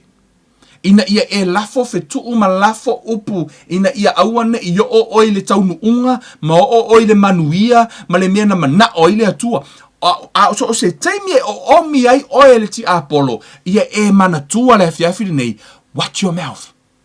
Ma ai upu na la sau fafolo ngutu. Mai lo tala ta vita. E pe no wo umana tatu tano telo nisu tatu mtabu. E se le ta ua. O le ola ma le oti. O lai le pule la lo faiva. A o omi ai ki Apollo. Kango au mai fafolo upu le atu aisea. Fo me lo tala tu spa ia. Ona. Fo mai o ana a ngelu la to te whaatau nu o le upu. O le taimi lava e te tautala ngi e le upu le atua. O mai a ngelu o le atua whaatau nu una na upu. Amen. O mai whaatau nu una na upu. Ha, ele o tu ua se ava noa i le ti Apollo. Au ana i whaongaina o e le ti Apollo. E whaongaina o e tala noa i le ti Apollo. E whetu ulau ta maa, whetu ulau whanau, whetu u tangata e te alofai. Tangata o lau ainga. O uma foi na whaila o whiriwhilinga. O te lela fua se tala e a foi. E whetu o elo to lua. Pe whetu o elo whanau. Pe whetu o elo tina o lau tu whina ma lau ainga. O te le whaia se tala. Ina ia awane ia a fia nei tangata. Whaila o whiriwhilinga. Ia. Pui lo whaiva. Po le alo uita mo lo. Po le alawa tūlanga wai. E le wha pio le are kauwhi. Nia. Au te tau ma whaia. O omi lava. Wha moe le ngango le atua. E tā ofi upu e mai lo nguto sea. O te musu e vatu se upu. E saure ti Apollo e wha o ngā e wha le ngai nai. Tangata o te alofa iai. Whapena fo ila oi. Awane a vea lau faiva ma a upenga le ti Apollo. Asia, lai o omia o le ti Apollo. Peino ia o omia o Mose. Peino ia o omia o Tavita ton salamo se lau toluiva. O tu salamo toluiva. Right? O la la veta mawhai o omi ese se i tautala. Anga kupu ya kawika.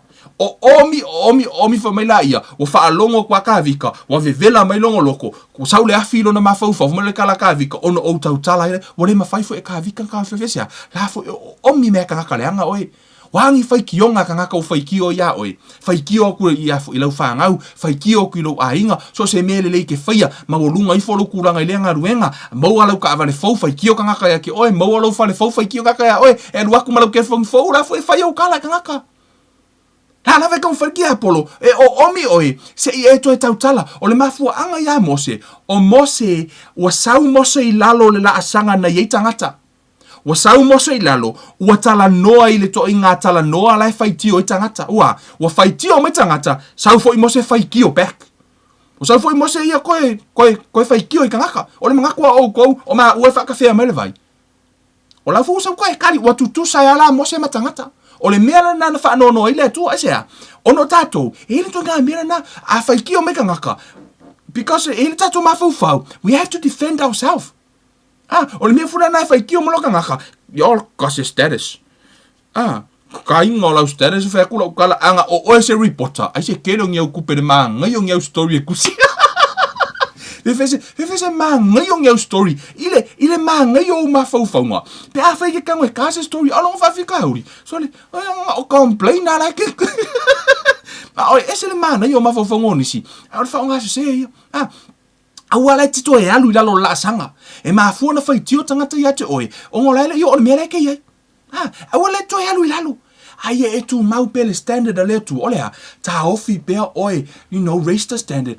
Stay there. Cut your tongue. Ta pui lo favor. Ala tano e tu spa ia fa mai e pui lo favor o tangata poto. Amen. Hallelujah. Hallelujah. E se le taha ua le vahenga le na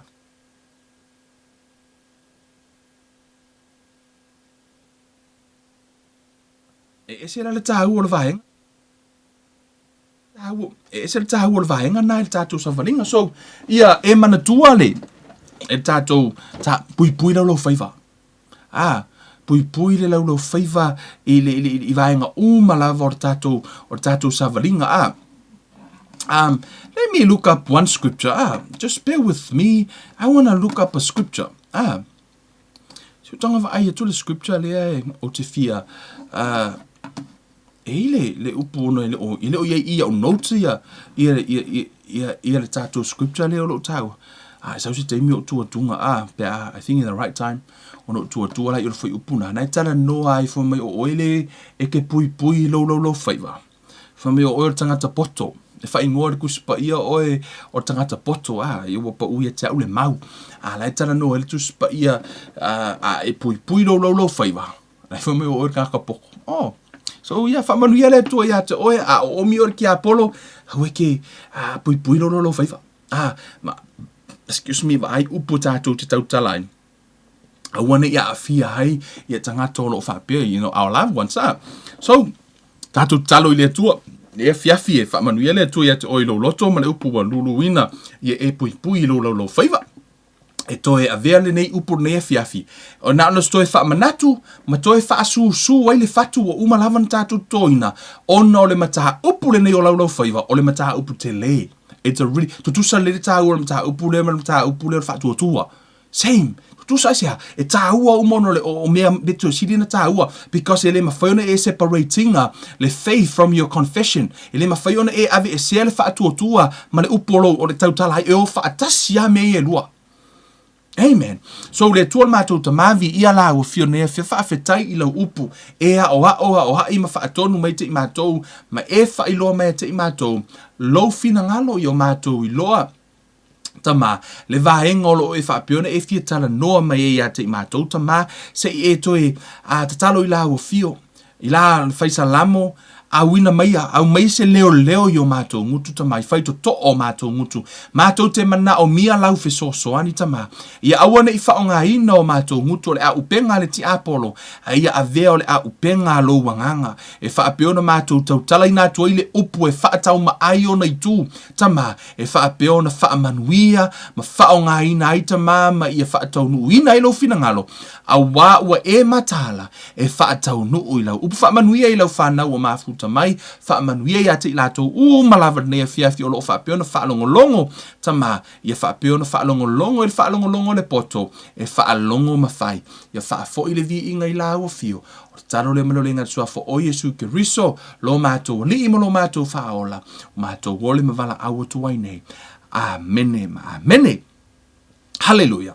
Hallelujah. Vi ia le tua, ile nei fo i tu la, whaafetai fo i ate o tō umalava, sa whaapeo na mafuta mai tātou prokalame, ia mara tātou wa o onga, ia ile nei fo i a fiafi, ia mori toile wha malo, ia vele upo le atu o se fatu, e pa ui se ele lei, ina ia pala mafua ma iei se mea le lei e vi ia ai, lo tātou matai. Amen. Ia wai le o le malosi, e le o le fita, a o le anganga o le atua e fesoso ani mai ate i tātou. Amen. Vi ia lava le atua. Hallelujah. Ia o le tātou onga nā le nei e fiafi ia mo le sile fies tātou watunu. Ia ai o te loa lena ile vahenga lena o tala noa mua tuai, tam whai lava tūtuli le tātou taimi. E no whai loa tu tātou atu o lo o mana o mia aini tangata se toa 5 se fulu mai to tonu nei i le lau tango e watu le ata o le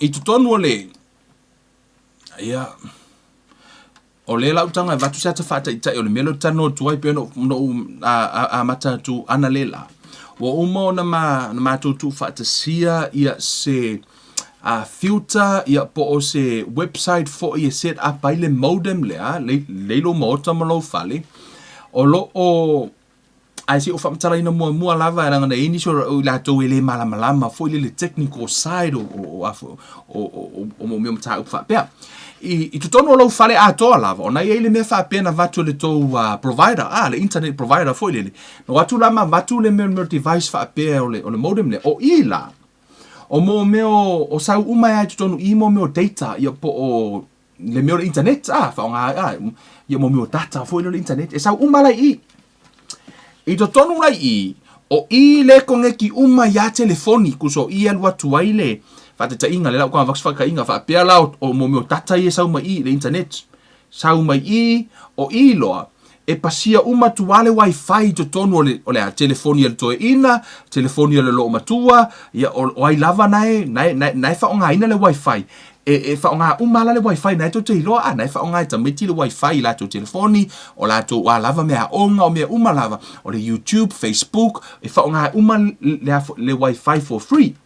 O le whaafita huli o lo iei le teimile nei, e le o iai se me mawhai o na tau fia le whanau ma tau fia o tau to tono le tau sio manga mai le afo i leo mai o mo meo ata leanga te ilo mo meo ata pornography whaatase ma meo adult side fo i le mo meo ata leanga fo i whaatase i ma le tele o nisio vahenga o le lau tana no muli ai o le ala o mai i e o fo i mo meo foi e o mai mo meo fasala laungo mo meo camping fo i o ta alonga i e to tele tangata wo campo i fo dei lunga e le o yei se meo ma faino ta o fia mai mo meo site tau fa oso ma site le anga le na fa atasi i fo i la mo meo kangaka i o mai hack mai tulanga e le o ma fai ona o la o mai o mai tono lo fale tono lo wifi na le tango torta me titi tale upu po le lava le upu na tango ta i se upu e fatau me i me tau pornography me tulanga ni ta se upu ta sau umai lunga site o la im fai ngofia lava ona afieta me sometimes o la fai me onga to miti ai pop up mai lunga o fai ni mena na fai onga luenga ai o mai lunga hatana ai se o la ele o la o tata uma lava la sau malu tono lo fali o leo uma ona ma tau tu whaata sia ia le polokalame le lau tango e vatu i lungole le lau tango e whaiatunga o i le la set up ai o le la set up lau modem lea o le la set up e fufulu uma po o i le la filter ai tu so le mele la fai o le la tau fia uma site le anga ia ina ia maue to tonu po ai lava la ko fale alu lang ke le fongi o lau fa ngau e o kongo la ko poku fai le ma se ma fai ngalu sites na ase o le la alu atu teita ngaka uma I ele ko e la ko kongo lo fale. Praise God. Amen.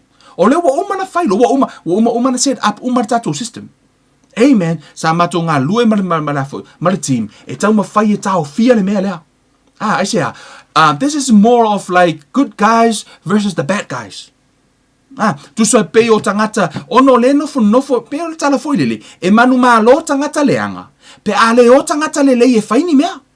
O le mea na wale na ma lo laulangi. O ngā la lava e fai a laulangi a lako mea ia. They spend millions of dollars e fai mo me pornography, mo me o site leanga ia. O la e mau e rato tupe. A o le lava nofo tangata lelei. Amen. O le ala wa umana mato ngā lue maritim, wa umana mato tu ufata sia le melea, ele I whaalau ilo ina laulangi. This is the first time o leo wha ilo ai, ma o leo te mana o mi ai, ni tangata sto a 5 se furu mai tutonu nei o manukau. O lau wa umo na secure tato system, ai a whai e te mana o mia, for me, this is the help o leo te mana o mia mai ate o tau. Te mana o mia tau so soani, ai le I o tato service lea, e ma whai ona wha o ngā ina I Australia, o isi atunu umalo langi e wha o ngā I modems, o le ma whai ona wha o ngā ina tato system, a le fia mana o mia le test mua, it's not a test, o le mana o mia ni feedback mai ate o tau, I le teimi e tau te set up ingai, pe whai ngō fie, pe whai ngata. Ono le taimi le nei, o le umana tāpere ina tātou e mana o mia le tangata sto o 5 furu valu, 5 se furu, e ma whai ona whesoasoani mai a te au maritim. O e mafuta mai, e le whaape o testa tu ia te oile melea? No. E le o testinga, o laua uma ona test, ai mātou te fia mana o mia lau feedback. To o 5 se furu la auto, e tāhu o ke mga o ngi Samoa. Ke mga o ngi Samoa wa tātou kampangi, o leo whai kako o le ala praise God whaftai lea tua wa maua wa ona ni tangata Samoa lava I nei fo I mea o lai ona awa whaise mea le lei e tau fia mai tātou a inga Samoa tangata lotu le tina o se tina I tono lo mo tamano la o se tamai te mana o pui lau whanau na tupu ai fo ma lai whai lako mea onga I lungo wa to telo tamai te whai mea onga I lungo le YouTube le lau tanga e whare chete o tau le vahenga pito I silia na mana ia lea I to tonu le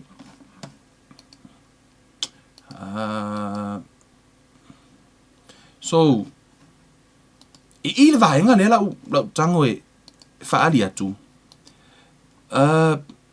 o saitu mai o so le modem lea ia lo va ai melungo mea ia tu so I le afoi e pui alo a inga mai mea umana so se site lava e relate anga I vaenga nai no to va ai mea I mea tau alcohol and tobacco dating sites pornography sexual adult sites o mea uma o gambling o mea uma lava mo meo o site o uma ona whai e tangata ia lesu e tupe tangata leanga vo ia leo whai mo meo black market tamaiti matulanga o leo tau fia uma leo uma na set up inga le tato mele e fia whai ai e le I launchinga la le tato wha moe lea e le I tatala ina se I longa la ve mo ma tato 5 furu lea tutono manukau o Tara mangele whaatasi fo I mahawik e le I o atulai o le west mo temi nei o le masina fo o le launch ai lola ia matatala ina I loa pe whai ai ato ma tato numero lea se I whai ele tato mele o loo mana o mia ele temi nei leo te talo sanga tu ai mana na o te talo sanga tu lo tangata te mana o mia I lau soani te mana o mia I lau whai te interest ia po iei fo I so no ta inga ale te no fo I tono mene e te fia mana o set up le mea lea ia ma e subscribe ia ona e message mai lola ia te ulunga lava le page lea o ia ona utu ina atu la ia o le password ia mo ona ia le o tatou password afo ia na o fatu ta ole le tu ina atu le password foi lele ina ia mafai ona so tona va tu fatu ta inga le foi lele mo ka ko wai afo Man, I'm so blessed wa umana ona set up le tato program le ole no le tato website ole traffic o ye lele esel spelanga ka malo le traffic traafic.com e te alu I traafic ona sauro la I o le mea whapea a whaila o tangata le te mai mua mai tono I vaenga lava nei manukau ia vaenga I pe a whai o nai te interest te mana o set up ia pe te mana o te la vetu tono to o lima e whai ngoino le focus group lea o tau lea la focus iai ia le mātou wha moe moe le nei o te mātou te toi mana tua lo tau wanga le lei pe au tau soani mai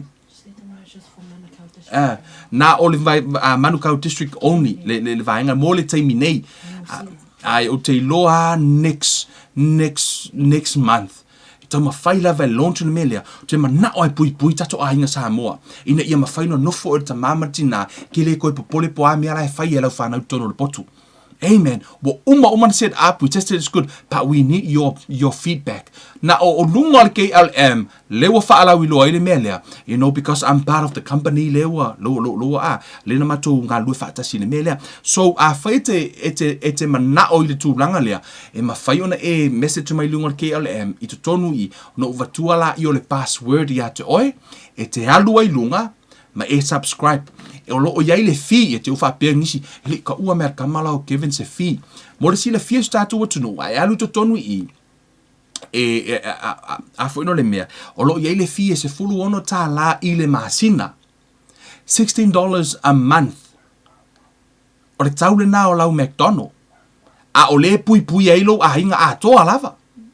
Le protect elo ainga ato lava. Ia pe lua se lau I le ma I tau sang. If you want to subscribe for the whole year, you can pay $200. Ai o laua pui ai lo ainga I tau sang atoa mai le wifi. E le mawhai ono toi o tuai saidia. O le o laua whai lau ngā ruenga pui lau whanau. Pui le luma na I o whanau. Ma o laito tonu o se healthy environment. E o atu tato o nanga lei nei Australia, o le awha o ngā ina tato system nei Australia, I ama America o fia lava stuff o laulangi, pe a whai, au te mana o mia mua tato 5 foot varu lea. Just remember 15 days free trial. Oh yes, yo lesi vaenga na e foi. E te subscribe es fulu 5 aso. Sfulu 5 aso le free trial. E te subscribe la le foi tato free trial nei lunga Ai a foi. Si o kanga mua e vakse whakaika inga ia. So kanga vakula le password foi le le alo kilo me vonga le fem whakaika inga kala le sko inga le example ona mo mātou ia le e masani I le whaonga ino o le computer e whaingo fia ia mātou ona mātou set up inga ia foi ai mo le mamalo le atunu ono le mafuanga wala I ona mātou whaia le tūlanga lea e set up ai oi e whaingo fia one e toa la haiti le I lau whenga ruenga nei a olo tau mawhai e ho ole au nanga le nei ina ia mawhai ona e set up ai oi lau ia modem a o le tūlanga la na o leo ua o le I've seen me ta ona vatula I o le password vatula le password ia onga a vele o oi tonu ole o tonu I le mele la e alu e set up ia lau account ia matulanga uma lava na e mana o mia so lono winga e te alu e sign up no ino le la create lau account o vaeng o steps uma ia o le mātou te fieilo mātou le team pe whaingo fiona e set up inga I to tonu I le mele tilsila mai ai e 5 sene I le aso atoa e pui a 5 sene I to tonu le masina se fulu ono ta la fitus full sene. That's the lowest we can go. Ole matu I wish ma faiona vatu fua. Ai ono le tele yo fie to tongi ono le wata o fia ia data ia. O la fo ila o tele yo o cost o lo iai. You only pay $16.70. Amen. A month. E mawhai foi, o loo tau mawhai le team e ta pena ina le la foi. Pe mawhai ona e tongi e tau sanga wai, mawhai o kasi ar kongi nga lua se lau, ia nga umo mai leo masinga, nga e se fea leo oi, pa so far o leo te la ngata I le la foi whamtala ina, a e te alu la le tatou free trial, ia na e tangolola ia kiliki ia na e alulola ia whaatumu, o le vahenga lo te whita noi, o le tele leo ni se fesili, a o mai pe a o te melo e subscribe pai o ile ye lau card visa card matulanga e fa onga e te subscribe pai mo si le fia o naile o ye se price tu te nei e fulu lima aso le free trial o tulanga le ai o ile system le fa onga a fia fai nia year research lo ma to fa onga ina le system le stripe o le o vaenga le o le system le o le security system fo le puia ia how information o cards o umalava ni information e te tuuina o au kati nei ele sau ia matou ia pe alu se company e alu sa o lava to bank so ele ima se so matou e o le mele na set up ele el system na ia o inala e tamo fai lo tunga and you have my word ele se o le shopping fu e lau matu wa I sefe lava ma puia nga makua I longa nga fa nga inga le system ma o le system fo ele o lo fa nga ina le tele o bank matu langa uma mo la to fe fa to inga le la fa nga ina tatou praise ka ni ia le tua wo mo na ia no e fai e me nei so o le mele na le te but I really want you guys I really want your help o lo fa pure fa o lo lango mai fo ile tu langa le te fia mo lava ia lau so ani mo na to limas fulu I to tonu lava o nei I fia fo I manu kau ono lo fa le tatu survey ele fa apet ele o testing al system no wo umana fa ile system ai fia mo pe fa ngo fie ono to fa nga ina le afo le process I steps no winga ngalo walu lava fai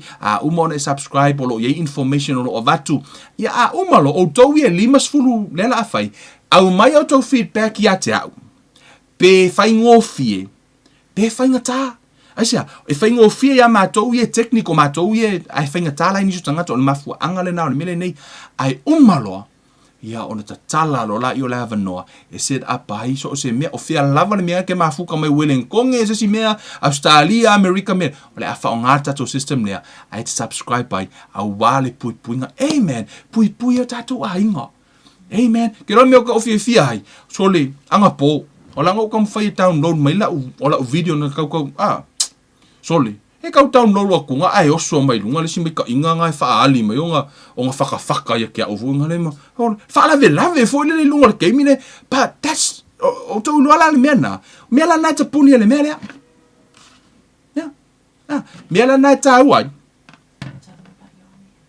ya e fo se tashi okay some of the testimony fo le o le ma wa sama va e fo le tala vo I think o le se songa la lu makala vo ai wo ke wo kunga ele mera kilo i ka meki fo le simika inga she's 11 years old lai 11 years old le tini na la tuto mato o tala vo la kuma ko kala vo ai lu kuma ke phone wa como mo me wa ka prona coffee la fa maka ka meki mo ko kala vo le fi wa wala unga kunga ai o me ka meki me o me fo ya la fa ya inga tele yo matua even ila la wo le na matala no ana le na oia fa soa la kala no le kalesia olana manatu olana fa na uma kwa le leia asia o ngo yo kanga kala ngo la fa ngo ngo fa nga yang la unga me la fa pero na mafufau ola fa na le lei ana mo olona tali is futa si tau sanga foi suta si tau sanga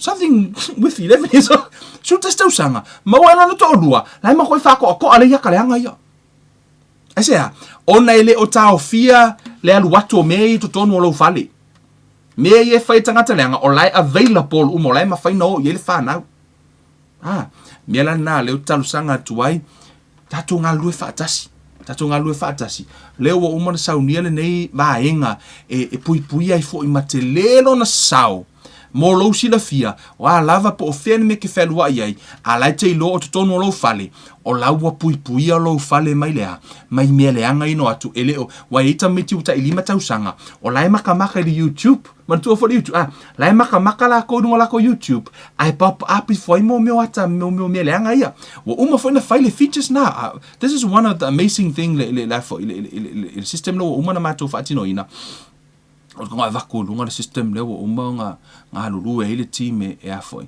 e tau fia o umona le piko ila lo te va ai mela lo pito ila lo ina ile na utu atu ile o na ile va enga nai afoi nai for safe search te mi e fai mo ke lo ke mi fai a research a fa na wa na ka fila ko type lungo me mo te lo time o lai type ala fo yo mai mo a fo o pop up here le o mai lunga o site le anga ia o le ala uma fo yo na tau fia uma le wo ye tatu features le tau fia uma saina e o fo le YouTube o tau vai foi lalo na o tatu seki le me na o YouTube tau ma fai lava e tau fia uma site wa e fo isi me no YouTube ma tu ale tala fia ngai mo le fana right praise God wa uma ona tu fatasia but we really want to understand to learn but ole me e fai ngo fia ya te o tona set up le modem so I need 50 people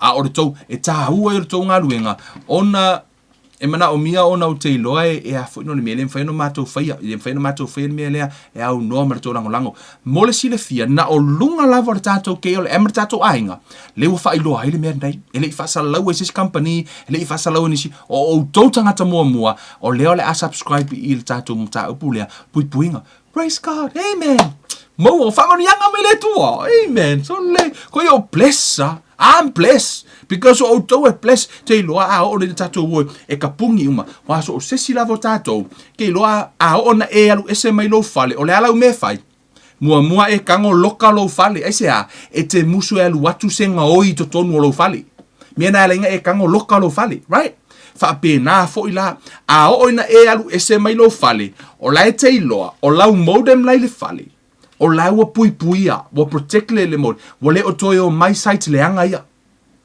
right ele o toyo mai site le anga i tonu o la e fai a mea o ngā lau whanga kongo le poku a lai ke moe file mu o ia le ai masesi e o pe wha o ngā le telefongi ele ma whaina o i lunga Asea, wa poloka uma teira to olea, ole wifi. Mo ila to wa ile fesidinga fungi e fa fiela kanga ko la ala ko teira kon telefongi. Yes, wa uma foi na mato wa nga lue mer company, o lo yaile app e ma faina download to no telefoni e ta o fia uma foi site leanga pe afa o nga lava teira so i ele fa ka mai. It's a really nice service. O le wa uma na faia, but I need your support. And I really sfuru lima aso le kake kalusanga kuai mana o mia a fai o ina te manao ala au mai so tai me lunga tato KLM message me te lunga KLM ona o va tua le password e te alu e tonu e te subscribe e tonu le tato ma e follow lola i e ta yala na o vatu pe fai ngofie pe fai ngata a fai ngata fa message given fa sin fai ka o mea i pingi me lau message ngale e mai lau feedback fo ngale finga kale me le o ke le mam lama me le wa e tahua so need your support guys tato nga lue fatasi e pui o tato ainga te mana o excuse me pui ainga sa mo o yo mako manga o ia mako o wikal ki apolo mo ia o wikal ki apolo malanga me le fa lalangi malanga mele fai tanga Samoa malanga mele fai fana wale tua mako wikaya me ka kom fai awane tu ua se ava no ile ti Apollo amen me na nei fai linga luenga fale nganga ai tato te matala fo e pui tato fanau pui fo ka ko wa fi lolo fo fangau ile alu le sko ingala alu inu ile alu fo ile si fai o to tina e o to te loa e se tau nau i mea ia wai pui a whanau ta mā, taro sanga atu, mua tātou whanau male, soifua maloloina, le lei o le mawhauwhau le loto, awane i whetosoa, ina e meise whesosoa ani fo ilo wola whaleanganga.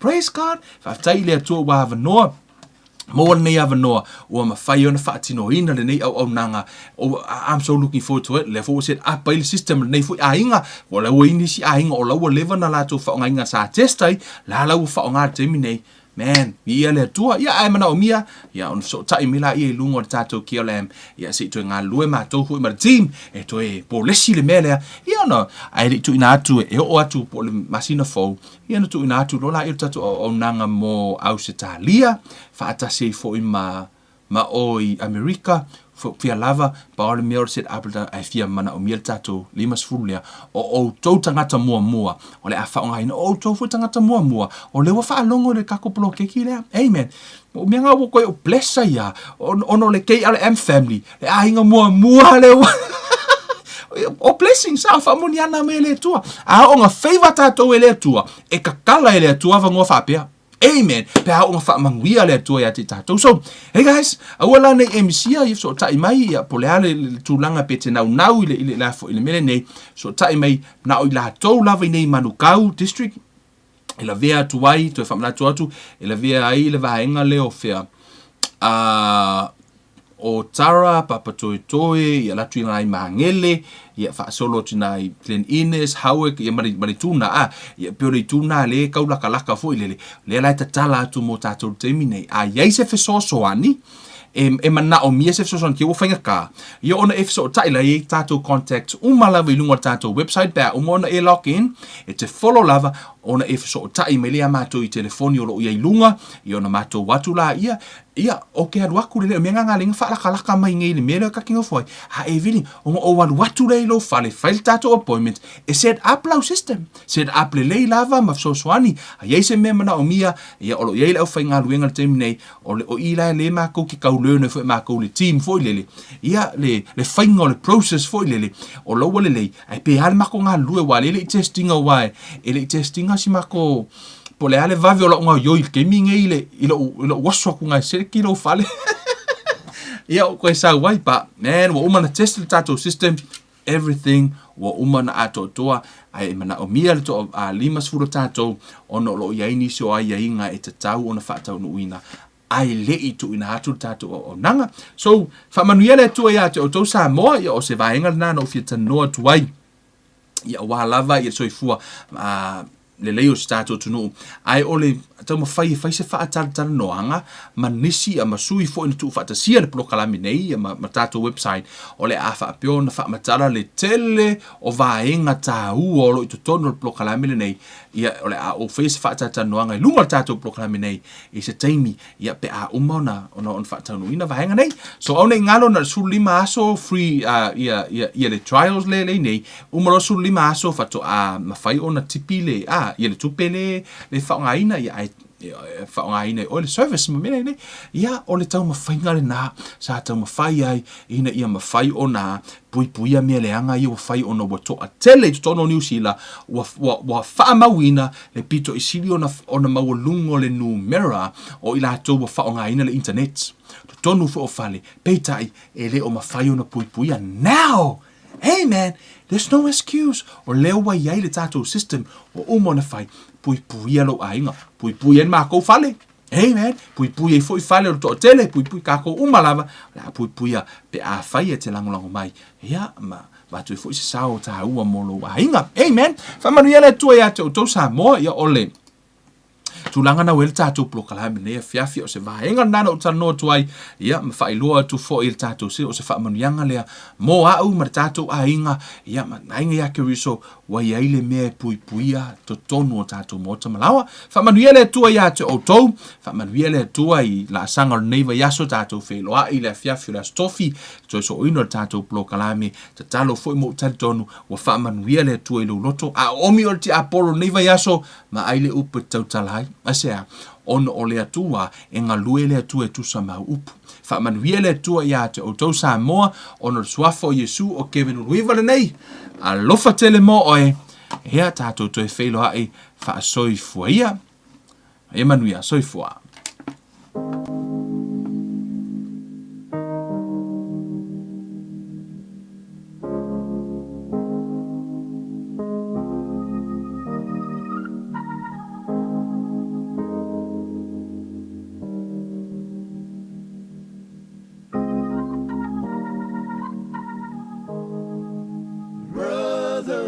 Keep on sowing the good seed. The fruit of the good seed will grow. Where good seed is found, sister, keep on sowing the good seed. For some of the good seed will fall on good ground. The incorruptible seed is the infallible word. It bears fruit when it's planted in fertile earth. When you sow in the seed, some will fall by the way. The birds from the sky will come and take it away. These people listen, but they're they're not receiving. They show up just to be seen. But don't be discouraged, brother. Keep on sowing the good seed. The fruit of the good seed will grow. Where good seed is found, sister, keep on sowing the good seed. For some of the good seed will fall on good ground. In a field full of stone, no fruit can be grown. When the word goes in one ear and out the other, it's gone. Many people are torn, they're being choked by the thorns. Life is squeezing their faith, keeping them weary and worn. They get the good seed, but choose not to believe. And you cannot make them change. But don't be discouraged, brother. Keep on sowing the good seed. The fruit of the good seed will grow.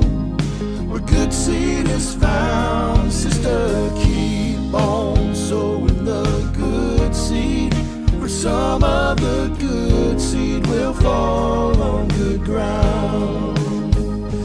Good ground is where the people are found, who will live by the word, who will lay their life down. But they're not left alone, because the thorns and the stones are still there.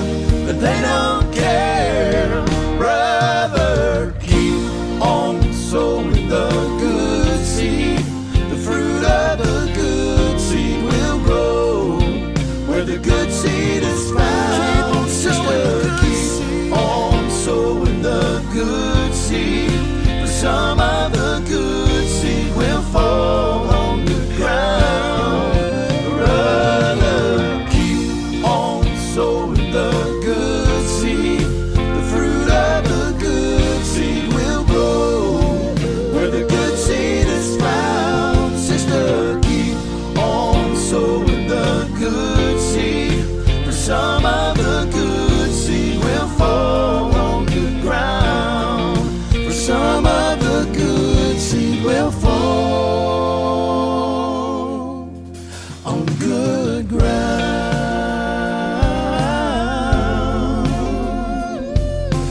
People keep on sowing the good seed.